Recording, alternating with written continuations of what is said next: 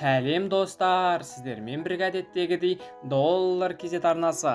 Бүгін мен сіздерге көрермендерімнің сұрауы бойынша биткоин немесе сандық ақша туралы айтатын боламын. Айта кететін жайт, күні кеше ғана еліміздегі Binance ірі криптовалюта биржасына лицензия берілген болатын. Бұны неге айтып жатырмын? Артық айтсам кешіріңіздер. Себебі көбінесе халқымыздың қаржылық білімі төмен дәрежеде екені өтірік емес. Бірнеше мысалдар келтіруге де болады. Басым көпшілігіміз кемпір беріп қыз алғымыз келеді. Сөйтіп аз ақшаңызды ұлғайтыңыз, бізге ақша құйсаңыз 2 есе, тіпті 3 есе ақшаңызды ұлғайтасыз деген түрлі пирамидаларға тап болып жатады. Оның егжей-тегжейін білмей, зерттемей, қара көздеріміз түрлі алаяқтарға қолдарындағы барын ұстата салады. Ал енді негізгі тақырыбымыз биткоин. Биткоин бұл жаңа заманның дамыған үрдісінде пайда болған сандық ақша.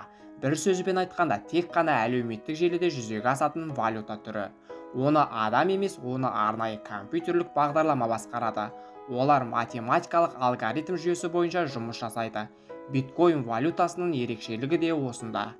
Биткоиннің дәстүрлі электронды ақшалардан, яғни Яндекс, WebMoney, Kiwi кошелектерден айырмашылығы қандай?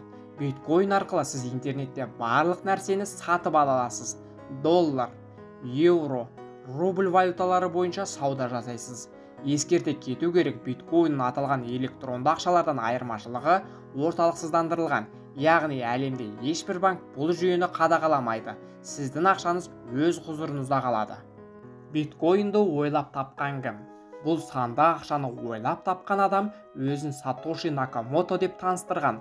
Ол биткоинді электронды ақша төлеу жүйесі ретінде құрастырып, оның негізін математикалық есептеулерге бекіткен.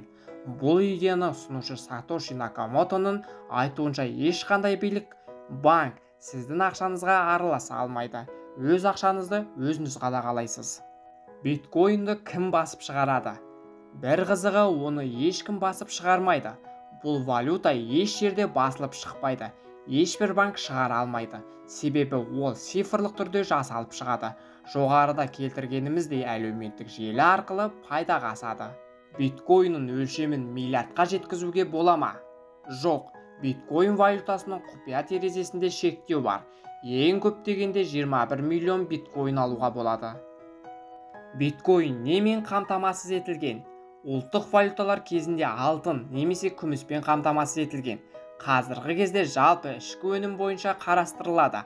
Ал биткоин ешқандай дүниемен қамтамасыз етілмеген. Себебі бұл тұнып тұрған математика.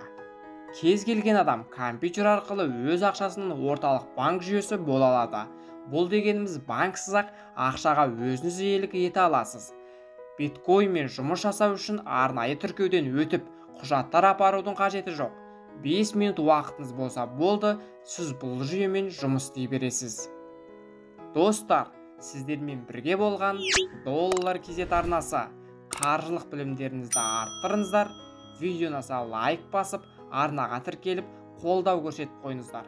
Әр қазақ бай қуатты болсын. Келесі кездескенше.